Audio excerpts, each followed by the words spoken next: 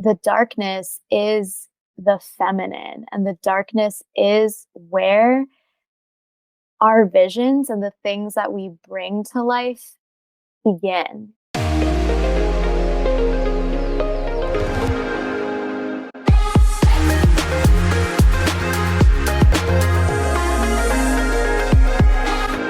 Hello, and welcome to Holistic Ambition, where we talk with visionary leaders who are redefining what it means to be ambitious. We cover ways you can live with more well-being, meaning, and fun in your career, business, and relationships. I'm your host, Stephanie Thoma, life coach for ambitious professionals and author of Confident Introvert. Today, we have Dana Drahos with us. She is a womb awakening guide, medicine woman, and founder of Womb.ology. Her deepest calling is to initiate women into remembering how to become their own medicine woman and womb healer through bringing back the feminine wisdom that has been lost. In her medicine bag, she holds tools and practices such as cycle spinning, fertility awareness, herbalism, female nutrition, somatic experiencing, and womb shamanism. Through these teachings and modalities of healing, she has helped over 100 women reconnect with the magic of their womb and blood, reclaim their feminine power, and heal the physical, emotional, and energetic layers of their womb space. Oh my gosh, there's so much goodness in here. I actually want to dive in, and talk about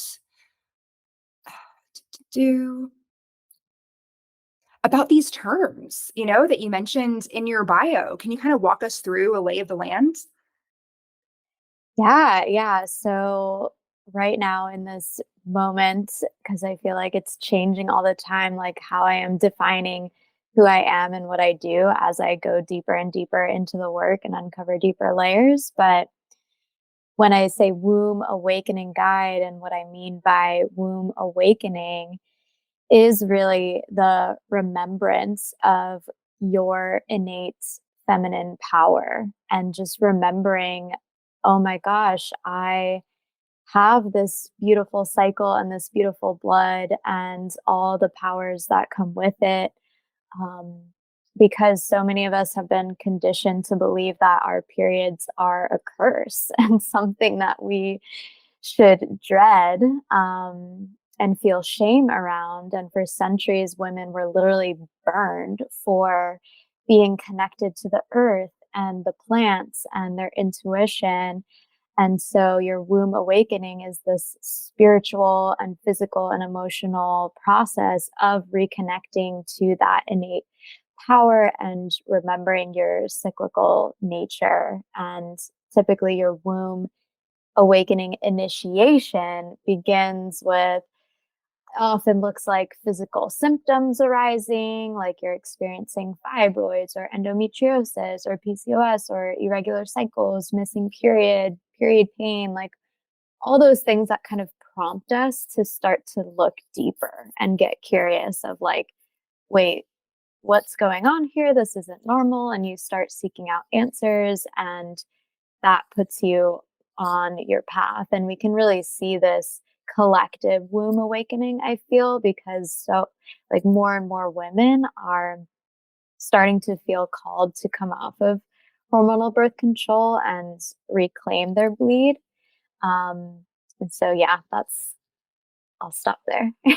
Yeah. So, this whole womb awakening as reclaiming what has been lost, and also coming from a place of, well, this wisdom of being so connected with the earth, intuition, all of that was once actually really feared and persecuted.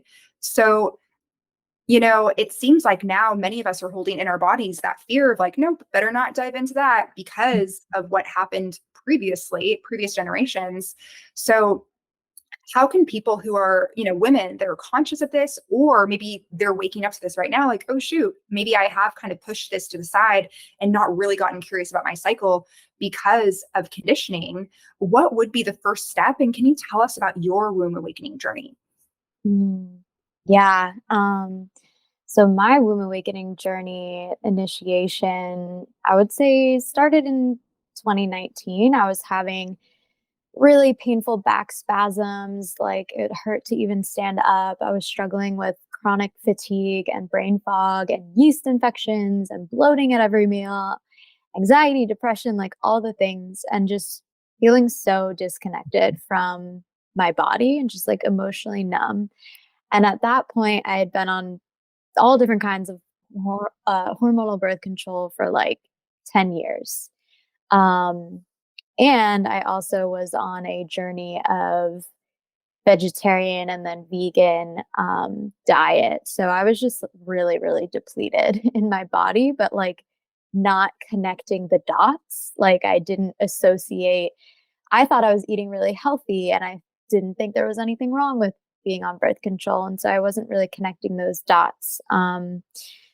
But eventually I came across someone talking about how our like female bodies operate differently than male bodies, and we have these different cycles that we go through, and it was just making so much sense of why I felt like such a failure when I couldn't stick to like a routine. Like I was like, oh, I don't have the discipline to like wake up every morning at the same time and like do the same thing every single day. And I was confused, like, why am I so tired when I'm doing these intense workouts every day? Why do I have bloating when I'm like, barely eating anything? And it's like, oh, that's why, because our bodies as women are different physiologically.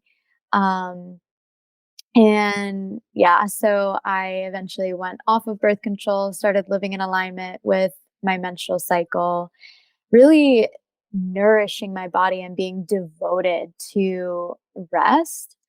Um, and my physical symptoms dissolved, but the healing really didn't stop there. Like I was surprised to find that through connecting with my body, with my cycle, things like my father wound started to lessen as well. And what else? Just like connecting to my intuition and healing this lack of self trust that I had had within myself, and like my purpose and my passion becoming more clear as I was more connected to my body and my channel.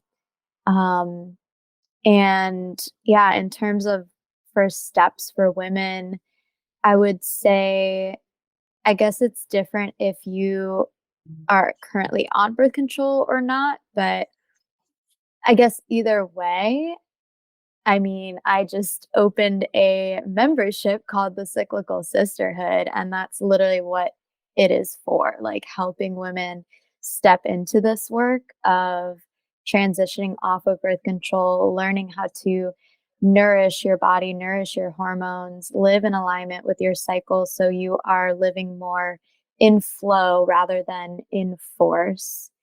Um, how to align your business with your menstrual cycle. um, yeah, so it's I would recommend that. Yeah. And, when it comes to these cycles that we go through, you mentioned rest, but let's say that someone listening is thinking, I don't have time, just rest, 4 weeks out of the month. So how do they know? If you were to walk us through, let's say, the seasons of your cycle in a month, many of us know about the seasons, like winter, spring, fall, all of that, right? But when it comes to the seasons of our cycle in a monthly period, like when is the optimal time for someone to go ahead and rest? When can someone be more productive, for example?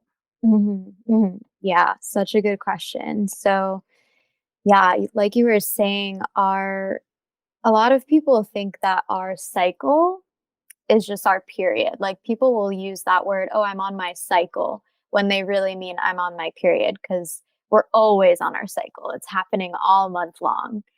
So, in our full month of the cycle, we have four unique hormonal phases that are happening. And in these four unique hormonal phases, they each kind of equate to an inner season. And with each phase brings about changes in your energy levels, your emotions, your productivity, your creativity.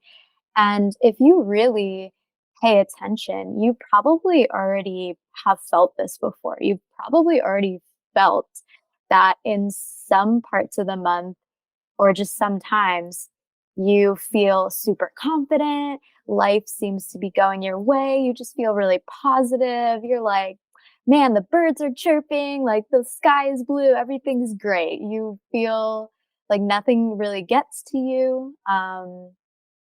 Things are like flowing. You just, yeah, life just feels like it's flowing. And then there's other parts of the month where you're like, what is going on? Like, why Mhm. is everything so hard? And your inner critic voice starts to get really loud.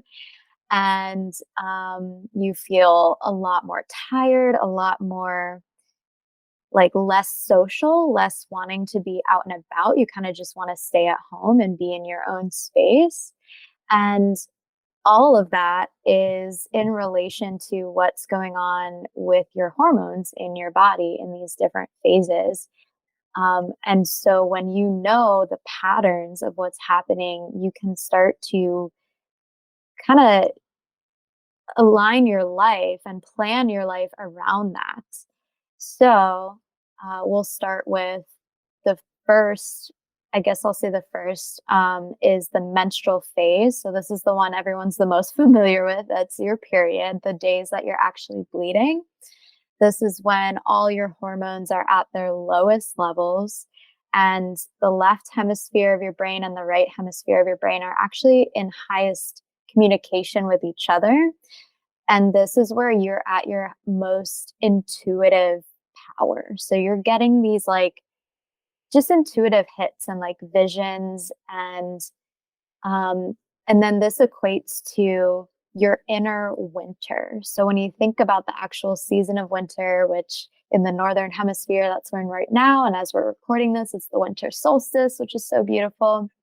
So when you think of the season of winter, it's about the darkness and the death and the quiet and turning inward. And we've also been conditioned in society to kind of see these as bad things. Like it's not as cool to be quiet, or like Mm. we don't want to be in the darkness. We want to be like in the summer and the sunshine. And yeah, like, but the darkness is the feminine, and the darkness is where our visions and the things that we bring to life begin. So when you think about like a baby growing in the darkness of the womb, Mhm. or the seeds that eventually, sprout and turn into plants, they start in the darkness of the soil and then they come up into the sun. And your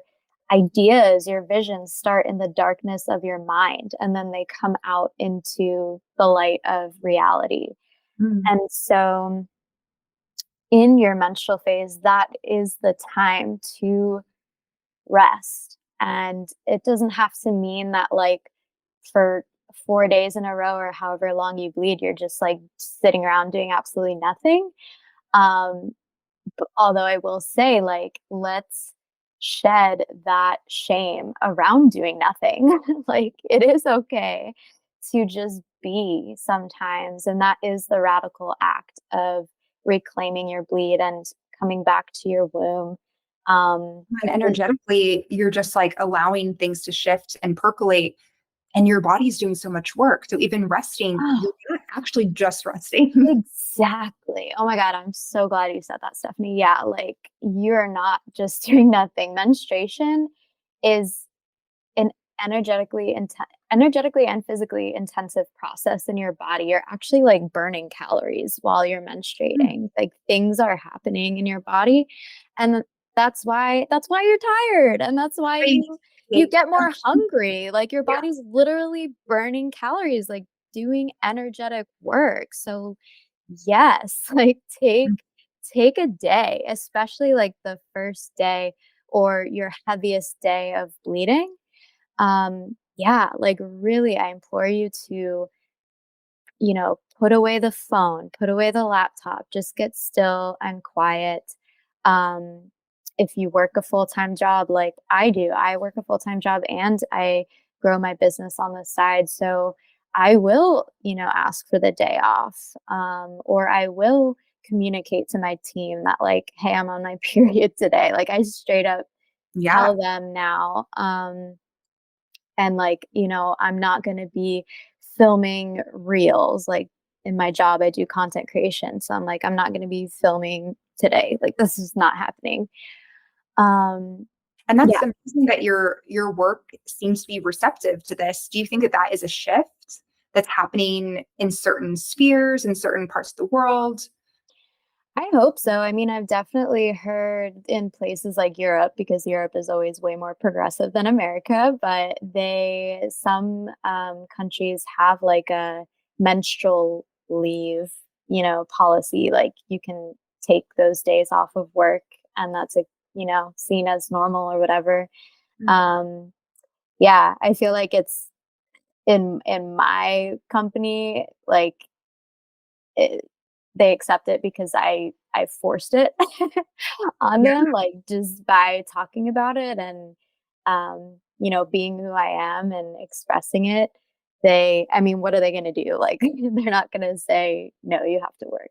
I mean, maybe they I would. feel like they could though. Yeah, So, they could, I guess. by example. Then I would just quit. I'd be like, okay, bye.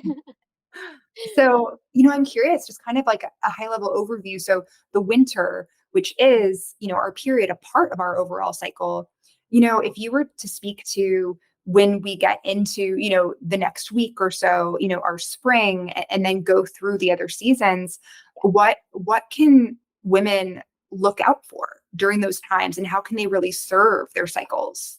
Mhm. Yeah, yeah. So yes. Then the next phase is called your follicular phase. And this is your inner spring. So when we think about spring, we think about rebirth and renewal and growth and like seeds sprouting or even like planting seeds. And so that's like the outer spring. What's literally going on in your body is growth as well. Your follicle stimulating hormone is stimulating the follicles in your ovaries to start to grow and eventually mature. And then one will eventually be released as the egg, and that's your ovulation. But in this follicular phase, in your inner spring, the follicles are growing, your estrogen is starting to rise. So that's the main hormone in um, this part of the cycle. I have a quick And question to yeah. interject. So, Mhm. you mentioned that a woman's hormones are kind of at an all-time low during your period, but everyone says that that's when your hormones are out of whack or at an all-time high. Can you clarify that piece before we continue wrapping up spring? Huh. I've never heard people say that. I guess So, everyone says weird things, everyone's mm, trying to make sense of it without the knowledge necessarily. right. Yeah. Yeah, no, like the reason why you shed, so your actual bleed is the shedding of, and this will make more sense once I go through the full cycle as a whole. So maybe I'll do that and Okay, then I'll come back. so stay tuned, everyone. It's gonna make sense soon. Gonna make sense. You kind of need like the full picture for it all to make sense. Um, so yeah, so then your estrogen's rising. Your estrogen is linked to your neurotransmitter serotonin. And serotonin, you may have heard, is your like feel good neurotransmitter. So this is when you're feeling positive, your mood is like high vibe. Um, and your energy levels. Estrogen is also, picking up your energy as well. So, um, some women though might experience if you are not properly nourishing and resting. That's the thing. The depth at which you allow rest in your menstrual phase allows equal amount of energy in the next phase. Okay, so you have to go into the yin for there to be the yang. When But you this is think of so that cool. Chinese symbol, yeah, it's like connected. So if you push through your period and you're ignoring your body's need for rest and you're not properly nourishing yourself, then you're not going to fully experience the benefits of the energy in that next part. Um, so and there's things that I teach in the Cyclical Sisterhood membership around like how to actually properly nourish yourself, and different like herbs to use and different cycles to support your body in each phase. But I'll just keep it going high level here. Yeah. So in your business and in your life, the follicular phase is really all about um, start like getting things started. So it's like, okay, you just in your menstrual phase, maybe you had some visions, you had some ideas about some projects that you want to bring to life. And the follicular phase is the time to start initiating on that. It's the time to start connecting with people. The estrogen hormone is also a very social hormone. So it drives you to connect with others. So that's when you're going to feel the desire to go to networking events or like reach out to people to be on their podcast or do like sales calls or record your own podcasts or show up more on social media. You're going to be feeling more like vocal and communicative. Um, and then moving on to the next phase, which is the ovulation phase. And this is your inner summer. So when you think about the season of summer, it's very outward, expressive, like it's about fun and celebration. And you're And most fertile. and you're most fertile, yes. So you're very, yeah, like manifesting and attracting things, and estrogen is at its peak. So you might literally like your skin is glowing, you look more attractive, and people are attracted to you because they can, especially men, like they can on a biological level like sense that you are fertile and they'll be drawn to you. And so that's also a great time to put yourself out there, going to networking events, going on podcasts, doing these very outward things in your business and in your life.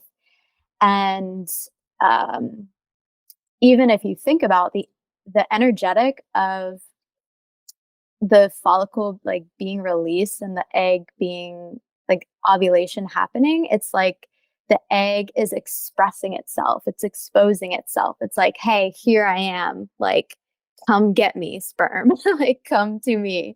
So that is the energy that you are expressing outwardly as well. Um, and then moving into the next phase is called the luteal phase, and this is your inner fall. So after ovulation happens, then your hormone progesterone is triggered and estrogen falls and progesterone rises. And again, every phase, every prior phase impacts the next phase. So if you are not properly like nourishing and taking care of yourself in the ovulation and follicular phase, then your progesterone is going to be impacted, and then you're not going to experience like the full benefits of your luteal phase, which is really, if you think about fall, again, is about turning back inwards. It's about letting go as the leaves start to shed. Like nature is literally letting go and getting ready to go into that dormancy and that hibernation phase. So in the luteal phase, this is like the week that we hear called PMS. And it's very pathologized as like a problem. And I don't really like that because we are kind of taught that our emotions are wrong Mhm. and it's like a problem to fix. And we are like frustrated with the fact that we're frustrated and like irritable and angry and everything. When really in this phase, you are connected to your most deepest truth and authenticity. It becomes clear to you all the ways in which your life is not working for you, like what's not working for you in your life. So, of course, you're going to feel angry and frustrated or sad. That's like a very normal reaction. And like, not even like just your life on an individual level, but just the collective like discrimination that women experience and the shame we experience and the unfairness that we experience. Like, yeah, get angry about that. That's what we should be doing. Um, and so, yeah, again, it's about seeing these things that are not working for us in our life and not necessarily acting upon it right then and there. It's more of just like becoming aware and like noting, okay, that's a thing for me to take care of in the follicular phase, like in my spring when I have that energy again. Mhm.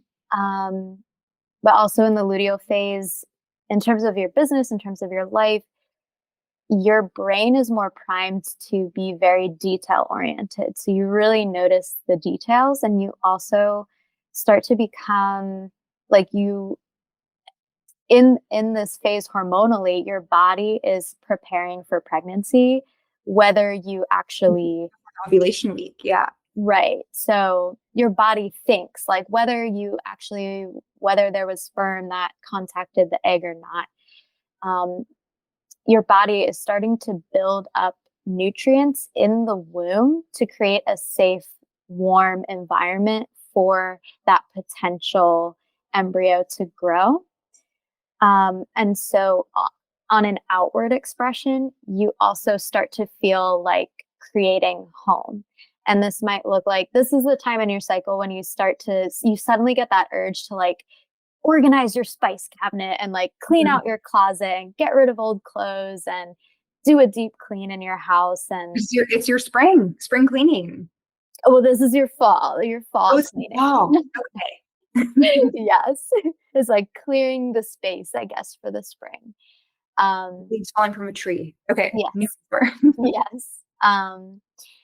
And then, so coming back around to that question that you asked before. So, once your body realizes that it's not pregnant and it no longer needs this buildup of nutrients and tissues and blood that it was creating for the potential embryo, then all the estrogen, progesterone will drop to their lowest levels. And this triggers the release of all that buildup. And that is what your period is. It's this release of the tissues and the fluids and yeah, everything that your body no longer needs right now because it's not sustaining a pregnancy.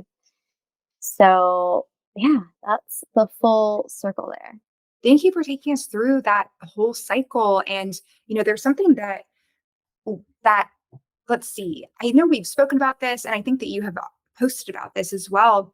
But when it comes to birth control specifically, Mhm. so a little bit about my journey is I personally don't use birth control because I want my hormones to kind of act as they're going to act. I'm like, if I have my emotions, like they are what they're going to be, but I know that I experience a lot of emotional fluctuation when on birth control, for example.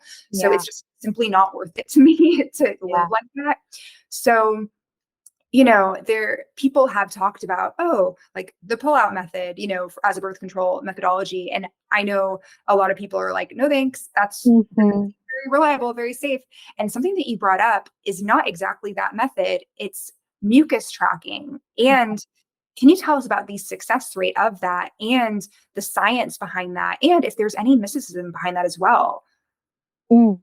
Yeah, yeah. Thank you for asking this because, yeah, when I first was considering or even hearing people talk about not being on birth control, I'm like, wait, what? Like, there's no way. That's so scary.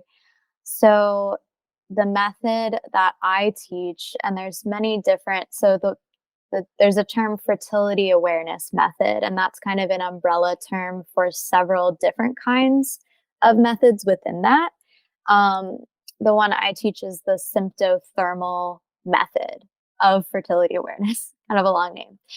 But this method entails, like you said, tracking your cervical fluid changes throughout your cycle and also your basal body temperature. This is also something I go in depth into in the membership. But so for here, it's essentially the idea of every day you are checking your underwear, your what, like as you wipe after going to the bathroom, what are you seeing? So if you start to become in tune with this, sometimes you'll notice a more like sticky, kind of tacky fluid. And then as time goes on, as estrogen starts to build, you'll notice more of like a creamy, lotiony cervical fluid. And that indicates like you're even more fertile. Uh, and then you'll notice a more like egg white or watery, stretchy, clear consistency. And that's your peak fertility fluid. And so whenever in the symptothermal method of tracking, like when you see this fluid, it indicates that you are fertile. There's potential for getting pregnant. So this is when you would, depending on your risk tolerance, I mean, in the studies that they've done, which have shown that it's 99.6% effective, um, that is when you would abstain from penetrative, like penis and vagina sex and ejaculation um, in the vagina. So that's when you would want to avoid that. Some people even still will do like pull out method within that, or they'll use a condom. And if you're doing that, it's not like exactly the method. So the efficacy rate will differ, but it depends on your risk tolerance and what you're willing to, do. Um, and so that's how you know when you're fertile.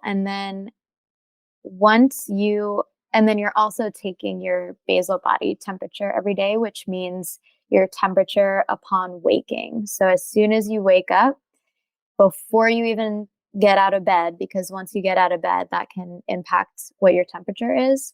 So as soon as you get out, I keep my thermometer on my bedside table, put it in my mouth immediately, take my temperature.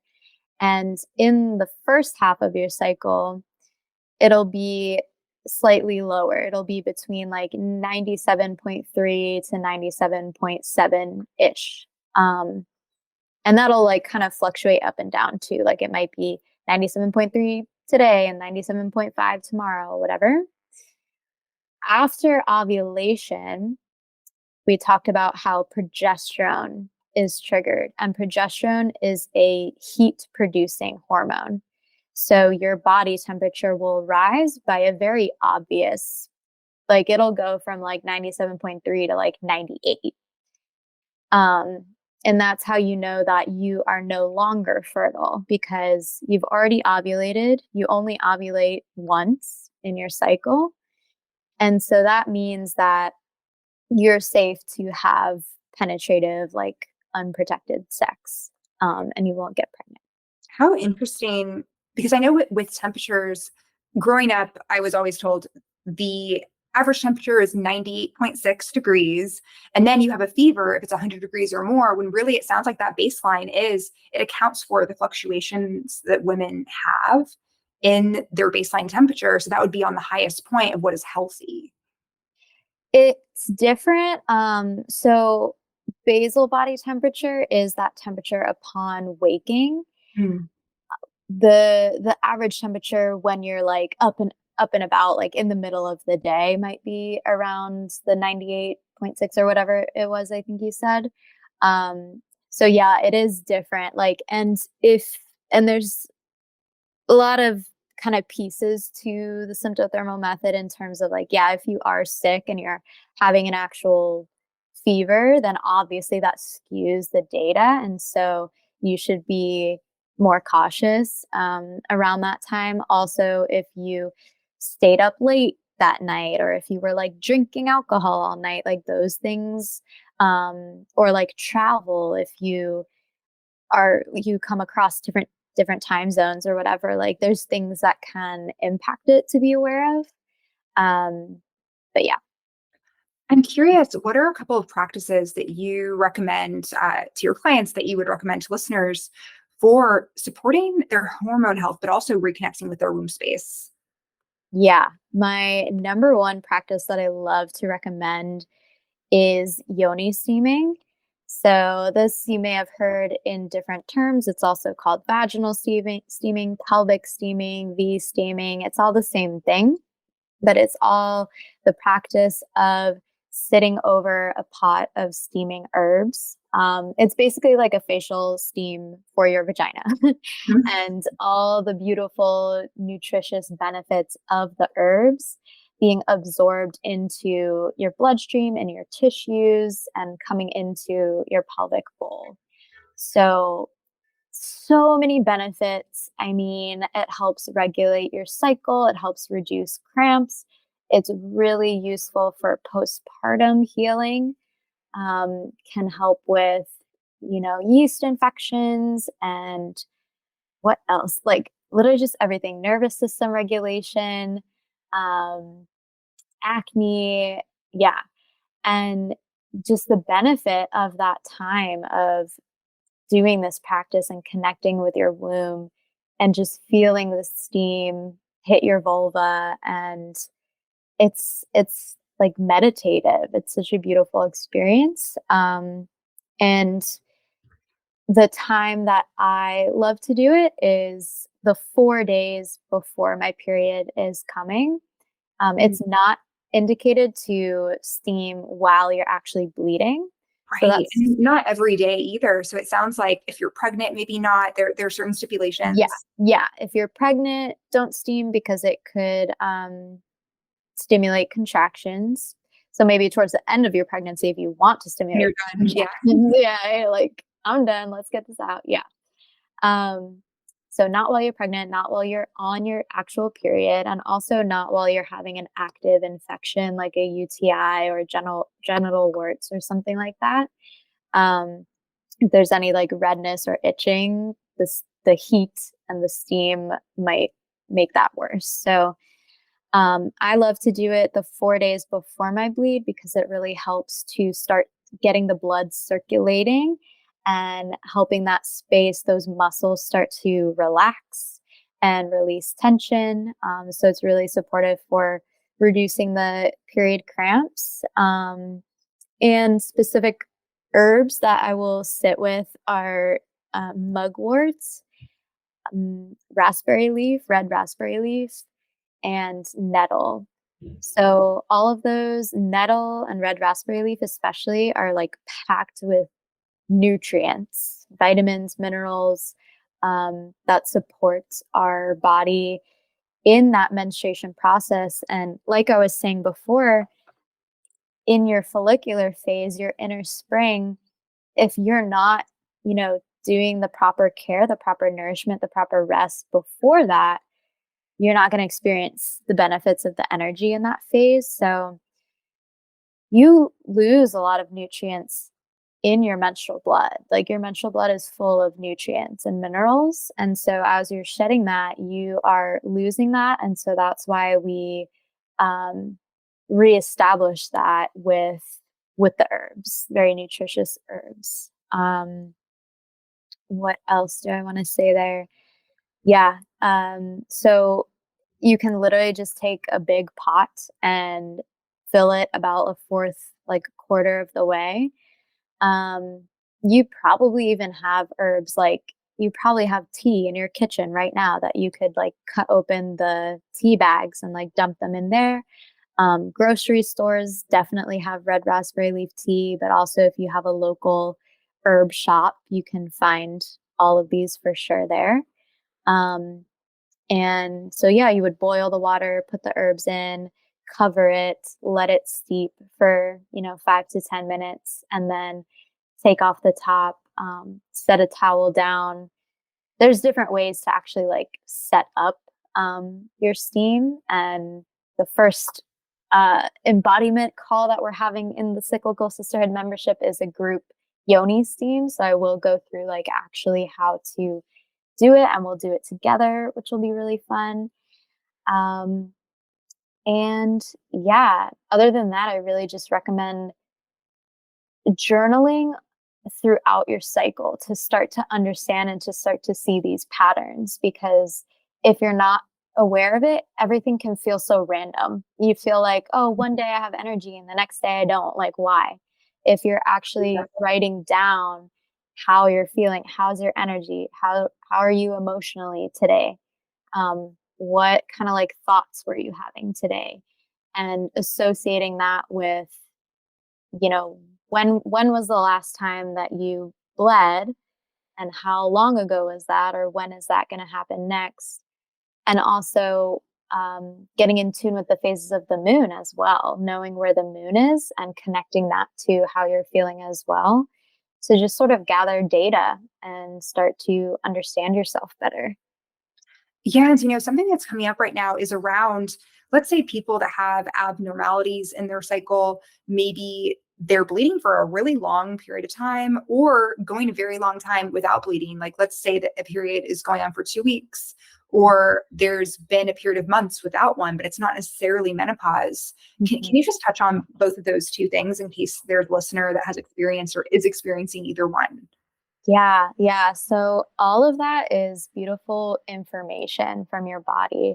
Your body, the only way that it has to communicate to you when something is off is through these physical manifestation of symptoms so that you actually, listen and take action on it. And so often we go to the doctor and the answer is, oh, just go on birth control or just take ibuprofen or whatever. Just like shut it down rather than understanding, wait, but what is the root cause? What is actually happening underneath the surface here?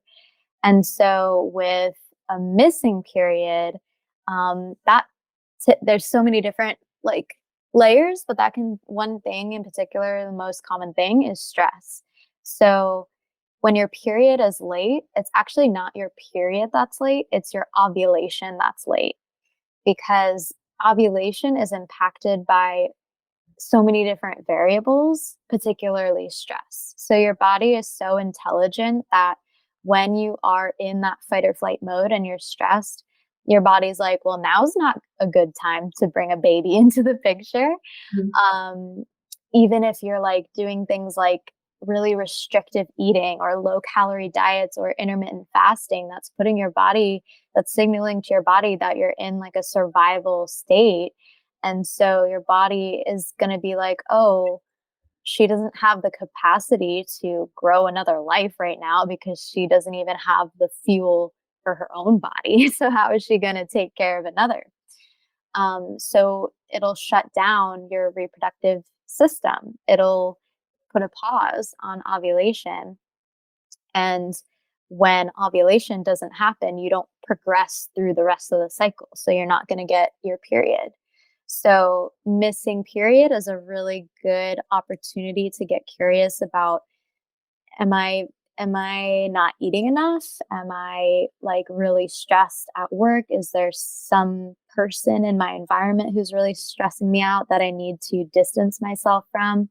Am I overdoing it with exercise? A lot of women are overdoing it with exercise and thinking that they need to like do these hour-long hit workouts every single day. I used to be that girl. I was so like just wanting to be skinny and, you know, so exercise is a form of stress on the body. So your body's going to be like, whoa, too much. Mm. And then if you are bleeding for days and days and having these really heavy, painful periods, that's an opportunity as well to get curious about um, imbalances in food, um, especially looking at your exposure to what are called endocrine disrupting chemicals. And these are found everywhere, unfortunately.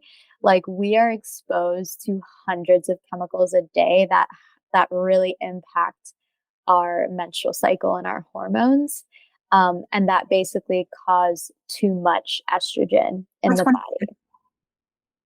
An example, so anything with the ingredient fragrance or perfume, you'll see. I don't know if I'm saying it right, but that's basically like a code word for hundreds of chemicals. It's like their loophole of they don't have to name every ingredient because it's like their proprietary blend, but it's usually like just hundreds of different chemicals. And I mean, we see that ingredient in literally anything that has a scent to it. Your laundry detergent, dish wash, dish soap, hand soap, shampoo, conditioner, like, and then your makeup as well. Like, oh my gosh, just look at the ingredient label. Like tons of words that we can't pronounce are all having an impact. It's being absorbed by your skin into your bloodstream and having a direct impact on your cycle. Yeah. A case for clean beauty and unscented tampons if you use tampons. Yes. Oh my gosh. So glad you said that. Tampons and pads, that is just a direct shoot into your bloodstream and your tissues, and they are covered with bleach and chemicals. And tampons are considered a medical device, and they don't have to report on, like, they don't have to go through as much rigorous testing as other things. Um, so yeah, like cotton pads if possible, or a menstrual cup, or free bleeding. Period panties are great. Um, Awesome. Yeah. Well, I'm glad we could kind of put that in there at the very end here. And yeah. so much great wisdom here. So I'm curious to learn your perspective of how you define ambition. Mm, how I define ambition. It's so funny because since I'm like so in tune with the feminine and the yin, like even just the word ambition, it feels like a very masculine, it is like a masculine expression. Um, I see it as, when I think about the cycle, it is like that dark period of turning inward and like reflecting on what your visions are, and then the spring of going out there and making it happen. um yeah, I'll leave it up. Well, so how does, let's say, holistic ambition either differ or expand upon that definition for you? Yeah, holistic ambition, it feels like if you were to be in that masculine, like outward expression all the time, you would burn out. So the holistic ambition is having that balance of the rest and the receiving, like the receiving the fruits of your labor and like what you were able to cultivate in that outward expression time. Um and yeah, like resting so that you can have more energy to go out there and just crush it. Awesome. I love that. And, for those that want to stay connected with you and learn more about you, how can they do that? Yeah, so you can follow me on Instagram. My handle is at womb.ology. And yeah, I would love to connect with you there. That's pretty much where I hang out. I have free resources linked in my bio, and more information about the Cyclical Sisterhood membership, which I would love to speak a little bit, just introduce a little bit if you don't mind. Yeah, go for it. Yeah. So it is a monthly membership where we meet 4 times, 3 to 4 times a month, live on Zoom. All calls are recorded if you can't make it live. One call is a monthly womb school class. So this is where we go into the nerdy, like science stuff of, okay, how do I track my cycle to prevent pregnancy confidently and like actually feel like I know what I'm doing? How, like, what do I eat? How do I nourish myself throughout my cycle? How do I connect with these herbal allies, these herbs that can support us throughout our cycle? How to interpret my period symptoms. So, like, yes, if you're having heavy bleeding, okay, what does that mean? If you're having missing period, what does that mean? And how to work with that. And then we have an embodiment ceremony, which is more of being in the body, more somatic experiencing and movement and connection, like womb connection things. So, like the Yoni steaming. Then we have a monthly sisterhood circle, which is like women's circle vibes, like virtually gathering together under the full moon to kind of share and express and celebrate and talk.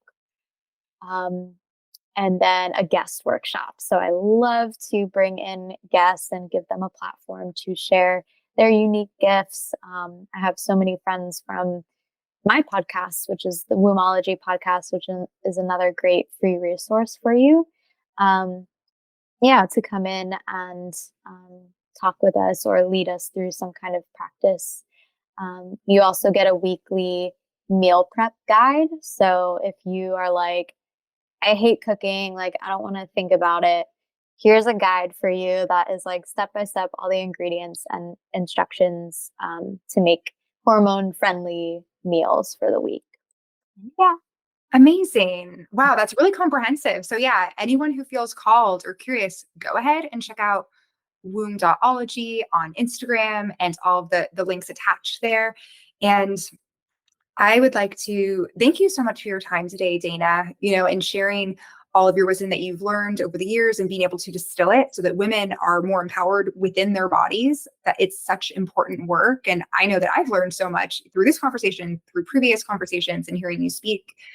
And I'd like to also thank everyone at home for tuning in and joining us today.